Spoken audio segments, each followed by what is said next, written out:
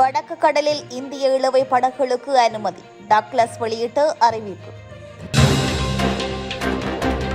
தரம் 5 புலமை பரிசில் பரீட்சை விவகாரம் நீதிமன்றம் பிறப்பித்துள்ள உத்தரவு. யாழில் சிஐடியினால் சுற்றி வளைக்கப்பட்ட நபர் வெளியான பின்னணி. இலங்கைக்கு சுற்றுலா வந்த வெளிநாட்டவர் 2 அருந்தம். தமிழர் பகுதியில் திடீர் முற்றுகைக்குள்ளான உணவகங்கள். வைத்தியசாலை பாதுகாவலருடன் முரண்பட்ட அர்ச்சுனா. ஆபாச புகைப்படங்களை வெளியிட்டு 19 வயது இளைஞன் கைது. போலி ஆவணம் ஊடாக 60 மில்லியன் ரூபாவிற்கு விற்பனை செய்யப்பட்ட காணி. மஹிந்தவின் மெய்ப்பாதுகாவலர்கள் 116 பேருக்கு ஏற்பட்ட மாற்றம்.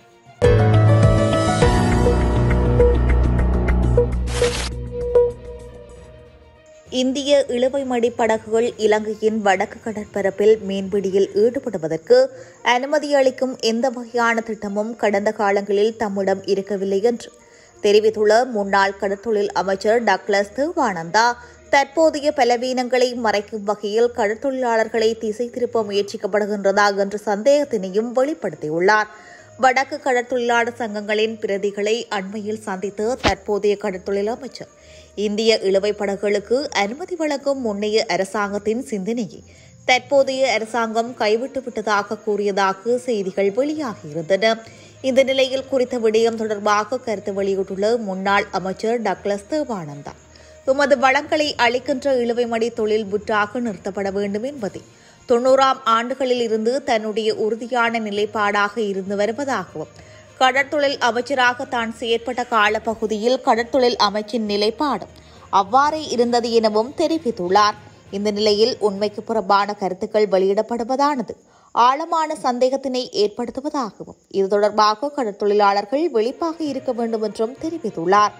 தற்போதைய ஜனாதிபதி அன்ரோகுமார் திசாநாயக்கவை சந்தித்த போதும் இந்திய கடற்தொழிலாளர் விவகாரம் தொடர்பில் தனது உறுதியான நிலைப்பாட்டை வெளிப்படுத்தியிருந்தமையும் சுட்டிக்காட்டினார்.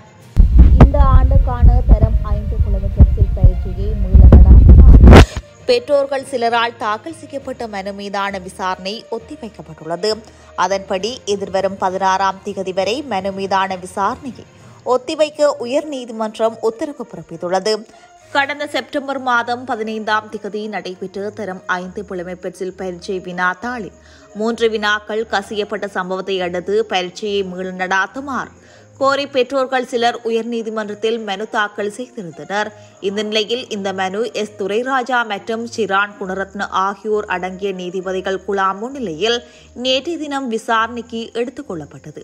இதன்போது நீதிமன்றில் முன்வைக்கப்பட்ட கருத்துக்களை ஆராய்ந்த நீதிபதிகள் குழாம் விசாரணையை ஒத்திவைக்குமாறு உத்தரவு பிறப்பித்துள்ளது.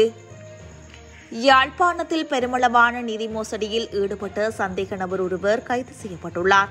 யாழ் மாவட்ட காவல்துறை புலனாய்வு பிரிவினருக்கு கிடைத்த ரகசிய தகவலின் அடிப்படையில் குறித்த சந்தேக நபர் நேற்று கைது செய்யப்பட்டுள்ளார்.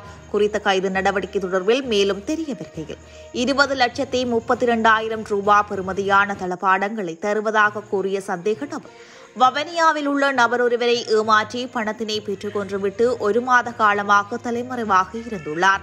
இந்த நிலையில் யாழ் மாவட்டம் சிரேஷ்ட காவல்துறை அத்தியட்சர் ஜெயமகா தலைமையின் கீழ் இயங்கும் காவல்துறையினருக்கு கிடைத்த ரகசிய தகவலின் அடிப்படையில் கோண்டாவில் பகுதியில் சந்தேக நபர் கைது செய்யப்பட்டுள்ளார். இதன்படி மேலதிக விசாரணைகளின் பின்னர் அவரை நீதிமன்றில் முற்படுத்துவதற்கான நடவடிக்கைகளை காவல்துறையினர் மேற்கொண்டு வருகின்றனர். இலங்கைக்கு சுற்றுலா வந்த வெளிநாட்டவர்களான பெண்ணொருவர் உட்பட 2 மயிரிழையில் உயிர் தப்பிய சம்பவம் ஒன்று இடம்பெற்றுள்ளது.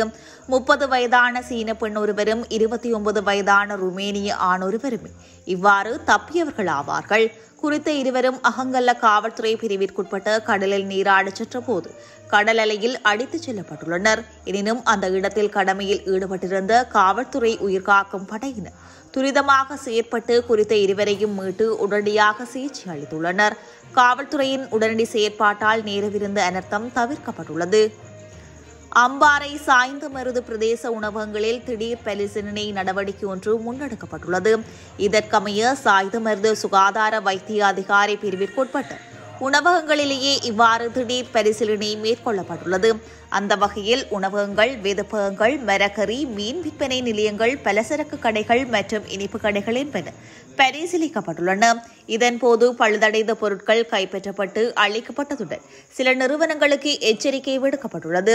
மேலும் எதிர்வரும் காலங்களில் உணவு சுகாதாரம் மீதான கண்காணிப்பு தொடரும் என்றும் இறுக்கமான சட்ட நடைமுறைகளும் மேற்கொள்ளப்படும் என பொது சுகாதார பிரிவு குறிப்பிட்டுள்ளது.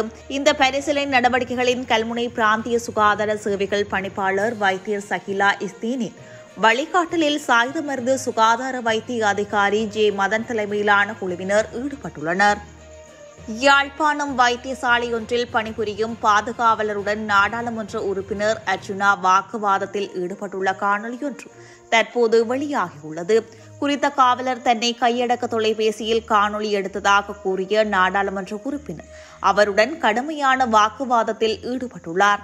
மேலும் பாதுகாவலரின் கையடக்க தொலைபேசியை தன்னிடம் ஒப்படைக்குமாறும் தன்னை எவ்வாறு காணொலி எடுக்க முடியும் எனவும் அர்ஜுனா இதன்போது விவாதம் செய்துள்ளார்.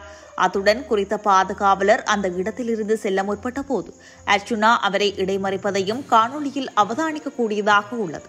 அண்மை காலமாக நாடாளுமன்ற உறுப்பினர் அர்ஜுனா அதிகமாக சர்ச்சைகளில் சிக்கி வருகின்றமை குறிப்பிடத்தக்கது. ஆபாச புகைப்படங்கள் மற்றும் காணொலிகளை சமூக ஊடகங்களில் பதிவிட்ட இளைஞர் ஒருவர் வடமேல் மாகாண கணனி குற்றப்புலனாய்வு பிரிவினரால் நேற்று முன்தினம் கைது செய்யப்பட்டுள்ளார். வடமேல் மாகாண கணனி குற்றப்புலனாய்வு பிரிவினருக்கு கிடைத்த முறைப்பாட்டின் அடிப்படையில் மேற்கொள்ளப்பட்ட விசாரணையில் சந்தேக நபர் புத்தளம் முந்தல் பத்துலு ஓய பிரதேசத்தில் வைத்து கைது செய்யப்பட்டுள்ளார். சந்தேக நபர் புத்தளம் முந்தல் பத்துலு ஓய பிரதேசத்தில் வசிக்கும் 19 வயதுடைய இளைஞன் ஆவார். மேலும் சம்பவம் தொடர்பான மேலதிக விசாரணைகளை வடமேல் மாகாண கணனி குற்றப்புலனாய்வு பிரிவினர் மேற்கொண்டு வருகின்றனர். போலி ஆவணங்களை பயன்படுத்தி காணியொன்றை 60 மில்லியன் ரூபாவிற்கு விற்பனை செய்து முன்னாள் உப போலீஸ் கான்ஸ்டபிள் ஒருவர் கைது செய்யப்பட்டுள்ளதாக குற்றப்புலனாய்வு திணைக்களம் தெரிவித்துள்ளது. குற்றப்புலனாய்வு திணைக்களத்திற்கு கிடைத்த முறைப்பாட்டின் அடிப்படையில் நடாத்தப்பட்ட விசாரணையில் சந்தேக நபர் கைது செய்யப்பட்டுள்ளார். இந்த சந்தேக நபர் ரத்னபுரி பெல்மடுள்ள பிரதேசத்தில் வசிக்கும் 53 வயதுடையவர் ஆவார். சந்தேக நபர் கொழும்பு 2 கொம்பெனி வீதியில் உள்ள காணியொன்று தொடர்பில் போலி ஆவணங்களை தயாரித்து அதனை 60 மில்லியன் ரூபாவிற்கு விற்பனை செய்துள்ளதாக குற்றப்புலனாய்வு திணைக்கள அதிகாரிகள் தெரிவித்துள்ளனர். ஓய்வு பெற்ற ஜனாதிபதி பாதுகாப்பு பிரிவு இலக்கம் 5 கடமையாற்றிய 116 போலீஸ் உத்தியோகத்தர்கள் போலீஸ் கடமைகளுக்காக இடமாற்றம் செய்யப்பட்டுள்ளனர்.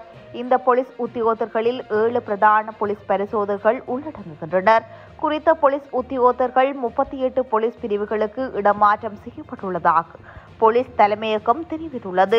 ஓய்வு பெற்ற ஜனாதிபதி பாதுகாப்பு பிரிவு இலக்கம் 5 என்பது முன்னாள் ஜனாதிபதி மஹிந்த ராஜபக்சவுக்கு வழங்கப்பட்ட பாதுகாப்பு பிரிவு என்பது குறிப்பிடத்தக்கது.